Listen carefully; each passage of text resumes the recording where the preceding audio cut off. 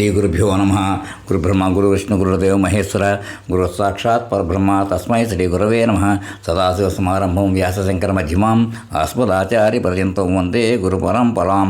అపార కరుణాసింధం జ్ఞానతం శాంతరూపిణం శ్రీ చంద్రశేఖర గురుం ప్రణమాముదామహం. నారాయణం నమస్కృత్య నరం చైవ నరోత్తం దేవీం సరస్వతీం వ్యాసం తతో జయముదీరయేత్. కృష్ణం వందే జగద్గురుం శ్రీ గురుభ్యో నమః. గణాధిపతే నమః.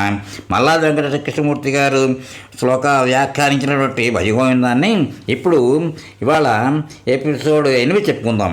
ఎపిసోడ్ 7లో ఏం చెప్పుకున్నామంటే, కాబట్టి సాధకులంతా తమ తమ ఇంద్రియాల విషయంలో అతి జాగ్రత్తగా నిగ్రహంగా ఉండాలి అని చెప్పుకున్నాం. ఇప్పుడు కంటిన్యూషన్ ఎపిసోడ్ 8. నిజానికి ఏ స్త్రీతో లైంగిక చర్యలో పాల్గొనగలిగే సుఖం ఒకటే. ఎందుకంటే ఏ స్త్రీ శరీర నిర్మాణం అయినా స్థూలంగా ఒకటే, పరిమాణాలే తేడా. మాంసం, కొవ్వు, రక్తనాళాలు, ఎముకలు మొదలైన అంతర్భాగాలను కల్పించే చర్మం యొక్క రంగుని మిగిలిన చూసి మనం మోహావేశపడిపోతూ ఉంటాం. ఒక స్త్రీని మనసు ఎంత బలంగా కోరుకుంటే ఆమెతో పొందే ఆనందం అంత ఎక్కువగా ఉంటుంది అనిపించడానికి కారణం, మనుషులకి మనం లొంగినట్లయితే దానికోసం ప్రపంచంలో మనం దేని లక్ష్య పెట్టం. అలా లక్ష్య పెట్టిన వారి కథలే దేవదాసు, పార్వతులు, లైలా, మజ్నూలు మొదలైనవి. లైంగిక చర్యల సందర్భంలో మనసుని ఆ క్రియ మీద కానీ ఆ మనిషి మీద కానీ ఉంచగా సుఖానుభూతి అయ్యేదా అంకెలు లెక్కట్టడం లాంటి మరో విషయం మీద మనసును కేంద్రీకరిస్తే ఆ సుఖానుభూతిని మనం గ్రహించలేం. కామబలం ముందు ఎవరూ ఆగలేరు. 3000 సంవత్సరాలు తప్పొచ్చేసిన విశ్వామిత్రుడు మేనకను చూసి మోహంలో పడ్డాడు. పరాశరుడు నదిని దాటింపడానికి వచ్చిన చేపల కప్పు కొట్టే ఓ నల్లపిల్లని చూసి మోహంలో పడ్డాడు. కామం ఎంత ప్రమాదకరమో! అహల్యాయింద్రుల కథ, ఇంకా పురాణాలు ఇలాంటి ఎన్నో కథలు మనల్ని హెచ్చరిస్తూ ఉన్నాయి. స్త్రీలో మన అంగశోషణం భావించేవన్న దుర్గంధపూరితంగా మారే ఆహారాల నుంచి కలుగుతాయి. ఆత్మ శరీరాన్ని అంటిపెట్టుకున్నంత కాలం దేహానికి ఎలాంటి దుర్గంధం రాదు. ఆత్మ ఓసారి ఈ 9 ద్వారాల నగరాన్ని ఖాళీ చేసి వెళ్ళిపోయిందా, ఇక ఇది దుర్గంధపూరితం కావడానికి ఎక్కువసేపు పట్టదు. ఆ తర్వాత ఇది భోజనం అయ్యాక పారేసే విస్తరలాంటిది.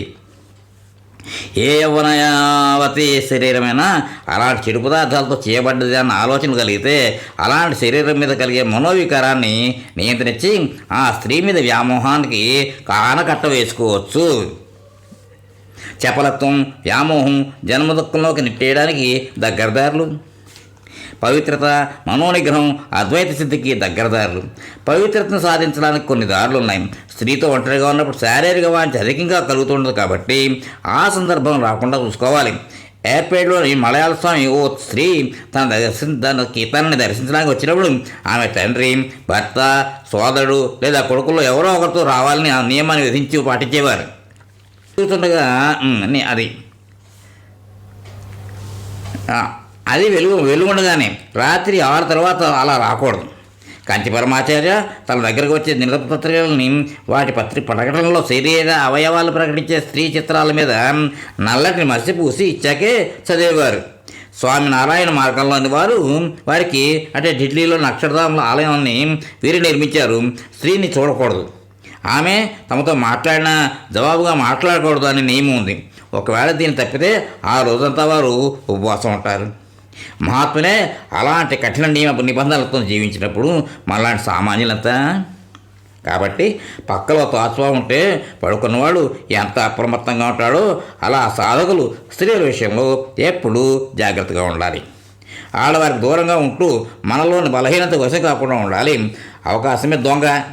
అది మానసిక సంకల్పన అంతే దృష్టిని ఉన్నతంగా మార్చుని పరాయి స్త్రీలను మాతృభావంతో చూస్తే కామాన్ని జయించవచ్చును. ఇక్కడితో ఇది ఎపిసోడ్ ఇక్కడంటే ఈ శ్లోకానికి అర్థం అంత ఇక్కడ అర్థం. ఇప్పుడు 4వ శ్లోకం. నళినీదళగత జలమతి తరళం తద్వజీవిత మతిశయ చపలం విద్ధి వ్యాధ్య విమానగ్రస్తం లోకం శోకహతం చ సమస్తం భజ గోవిందం భజ గోవిందం గోవిందం భజ మూఢమతే. భావం ఏమిటంటే, తామరాకు మీద నీటి బొట్టు ఎలా తెలుస్తూ ఉంటుందో అలానే జీవితం కూడా ఎంతో చంచలమైనది, అశాశ్వతమైనది. లోకమంతా రోగాలతో శోకంతో బాధపడుతూ ఉంటే లోకులంతా దేహాభిమానుడు ఒక దుఃఖంలో చిక్కుకొని సుఖం లేకుండా ఉంటారు. ఓసారి ఓ వేద బ్రాహ్మణుడు ధర్మరాజు దగ్గరికి వెళ్ళి తన కూతురు పెళ్లికి డబ్బు అడిగితే, అలాగే రేపు వచ్చి తీసుకెళ్ళు అని ధర్మరాజు చెప్పాట. ఆ బ్రాహ్మణుడు వెంటనే చప్పట్లు కొట్టి వెనక్కి తిరిగాడు. ఆయన ఆపి, ఎందుకో చప్పట్లు కొట్టామని ధర్మరాజు ఆశ్చర్యగడితే, రేపటికి నేను మీరు బ్రతికి ఉంటామనే మీ విశ్వాసానికి కానీ మన ఇద్దరు రేపటికి లేకపోయినా నాకు ఆశ్చర్యం లేదు అని జవాబు చెప్పాడు. తన తప్పులు గ్రహించిన ధర్మరాజు ఆ బ్రాహ్మణుడికి కావాల్సిన ధనం ఇచ్చి పంపించాడు. ఇది భారతంలో కథ కాదు, మానవ జీవితం ఏ క్షణంలోనే రాలిపోయేదే అని చెప్పే ధర్మరాజు పాత్రతో అల్లిన నీతి కథ. శీర్యతీతి శరీరం అంటే నశించినది లేక రాలిపోయినది అని అర్థం. దహనయోగ దేహ అంటే దహించడానికి యోగ్యమైనదే దేహం. శంకరుల వారు ఈ శ్లోకంలో చూచాయిగా అద్వైత తత్వాన్ని కూడా బోధించారు. తామరాకు మీదకి వచ్చి పడ్డ నీటి బొట్టు తిరిగి ఎప్పటికైనా ఆ జలాశయంలో నీటిలోనే కలిసిపోతుంది. జీవాత్మ కూడా అలా పరమాత్మ నుంచి వేరుపడి జీవాత్మని ప్రత్యేకత గుర్తు పొంది చివరికి ఎప్పటికైనా అది ఆ పరమాత్మలోనే కలుస్తుంది. మహిషాసురుడు, గజాసురుడు, తారకాసురుడు, హిరణ్యాక్షుడు, కుంభకర్ణుడు, రావణుడు ఇలా ఎందరో రాక్షసులు ఘోరమైన తపస్సు చేసి బ్రహ్మగారిని కోరిన వరం ఏమిటి? ఒకటే, తనకు చావకూడదు, తన చావు ఉండకూడదు. అంటే చావు రాకుండా ఉండే బతికే ఉండాలనుకోవడం రాక్షస కోరిక అవుతుంది. ఈ దేహంతో పనితీరాక జీవుడైన మనం ఈ దేహం నుంచి బయటికి వెళ్ళిపోవాలి తప్ప ఈ దేహంతోనే శాస్త్రంగా జీవించాలనుకోవడం ఎలాంటిదంటే, భోజనం చేసిన విస్తృతో పని అయ్యాక కూడా దాన్ని చెత్తకుప్పలో పారేయకుండా ఉంచాలనుకోవడమే. ఆకు పని అయ్యాక అది చెత్తకుప్పలో చేరడం ఎంత అలా సహజమో, ఈ దేహంతో పని అయిపోయాక ఇది శ్మశానానికి చేరడం కూడా అంతే సహజం. సృష్టిలో విచిత్రం ఏమిటంటే, మనం మరణిస్తామనే సంగతిని అంగీకరించకపోవడం. మనం కొందరు శ్మశానానికి సాగనంపి మరణం గురించి స్వయంగా తెలుసుకుని ఉంటే కూడా మనకి ఓ రోజు ఈ చావు వస్తున్న సంగతి ఓ పట్టాలు గుర్తించకపోవడం మనమంతా చేసే పొరపాటు. గుర్తు ఇవ్వబడేవాడు కూడా తన చస్తానని అనుకోవట్లే. ప్రెసిడెంట్ నుంచి క్షమాపణ టెలిగ్రామ్ వచ్చో మరేదో అద్భుతం జరిగిపోయో తను ఆ మరణశిక్ష నుంచి బయటపడతానన్న నమ్మకం ఆవగింతంతైనా సరే అతని మనసులో మూలలో ఎక్కడో ఆకర్షణ దాకా ఉంటుందిట. ఎవరు తమ జీవితం తామరాకు మీద నీటి బొట్టు అనుకోరు. ప్రతి మానవుడు చేసే ప్రాథమిక పాపం తను ఈ దేహం అనుకోవడం. దాని నుంచి మిగిలిన పాపాలన్నీ పుడతాయి. అలాగే ప్రతి మానవుడికి గల ప్రాథమిక కోరిక తను మరణించకూడదు అనుకోవడం. తన మరణం ఇక్కడే అని ఏ మనిషి పరిపూర్ణంగా భావించడం, అది ఎప్పుడో భవిష్యత్తులో ఉంది అని ప్రాణాంతక రోగి కూడా భావిస్తూ ఉంటాడు. సుదూర భవిష్యత్తులో ఉందని అనుకోవడం మానవ లక్షణం. ఇది ఇందుకు వేదాంతపరమైన సమాధానం నేను అని మనం దేన్ని అనుకుంటున్నాము అది నిజానికి మనలోని ఆత్మ. నేను లేదా ఆత్మ చావు పుట్టుకులు లేని అనాదిగా ఉండే సద్వస్తువు. కాబట్టి నేనుకి మరణం గురించిన అనుభవం ఎన్నటికీ ఉండదు. తన నాశనం అవుతున్నానని అంగీకరించదు. ఆ జ్ఞానం ఆత్మ నుంచి మన బుద్ధిలోకి ప్రతిఫలించడంతో మనం కూడా మరణిస్తామన్న సంగతిని అంగీకరించాం. ఫలితంగా మనం దేహాన్ని నమ్ముతాం కాబట్టి శరీరం రాలిపోతే మనము ఉండడం అనే భయం కలిగి మన శరీరం మరణించకూడదని కోరుకుంటూ ఉంటాం. ప్రాణభయానికి ఇదే కారణం.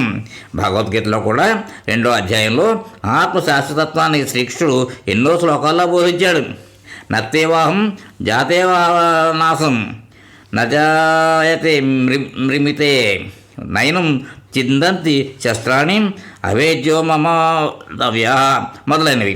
ప్రతి మనిషికి అత్యంత విలువైనది మొదటగా తన ప్రాణాలే, తర్వాతే ఇంకేదైనా అని వివరించే కథ వేరేట ఉంటుంది.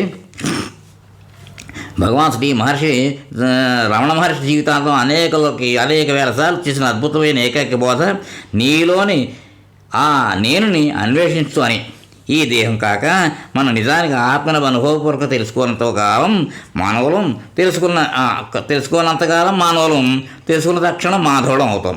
ఈ సత్యం మనకి అనుభవపూర్వకంగా తెలియనంతకాలం చిరిగిన బట్టలని వదిలి మనిషి కొత్త దుస్తులను ఎలా కట్టుకుంటూ ఉంటాడో అలా ఆయుష్ తీరిపోయిన శిథిల శరీరాన్ని వదిలి కొత్త శరీరాన్ని ధరిస్తూ ఉంటాం.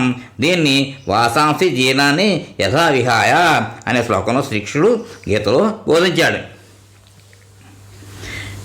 కొందరు ఇక్కడ ఈ ఉపమానం యథాతథంగా తీసుకుంటారు. వయోవృద్ధులు రోగాలతో మరణించడం అంటే శరీరం జీర్ణ వస్త్రంలా అవడం. మరి ఆరోగ్యంగా ఉన్న 7 ఏళ్ల వాళ్ళు ఎలా మరణిస్తాడో అడుగుతూ ఉంటారు. పుట్టే ప్రతి జీవి శరీరం తొలి శ్వాస నుంచి ఆఖరి శ్వాస దాకా ఆయుష్ ప్రమాణం వారి ప్రారంభ కర్మలను అనుసరించి ఇన్ని శ్వాసలను నిర్ణయించబడుతుంది అని యోగశాస్త్రం చెప్తుంది. దాంతో ఆఖరి ప్రారంభ కర్మ తేరడం, శాఖర శ్వాస వదలడం, జీర్ణించిన శరీరం అంటే ఆ జన్మకు అనుభవించవలసిన ప్రారంభం జీర్ణించడం అని అర్థం చేసుకోవాలి తప్ప భౌతికంగా రోగగ్రస్తమైన శరీరం జీర్ణించడానికి కాదు. జీవితం శాశ్వతం అనుకుని కొన్ని వందల ఏళ్ళకి సరిపడ్డా ఆర్జించినా మనిషికి ఇంకా తృప్తి తీరదు, ఆశ సావదు. పోనీ ఈ పరిమితమైన జీవితం మనకు సుఖాన్ని ఇస్తుందా అంటే అది లేదు. ఎవరో పెద్దలు అన్నారు, సుఖం అనేది రెండు దుఃఖాల మధ్య గల విరామం అని ఆలోచిస్తే అది ఎంతో నిజం. ఇక్కడితో ఈ ఎపిసోడ్కి విరామం ఇద్దాం, తర్వాత కంటిన్యూ చేద్దాం. స్వస్తి.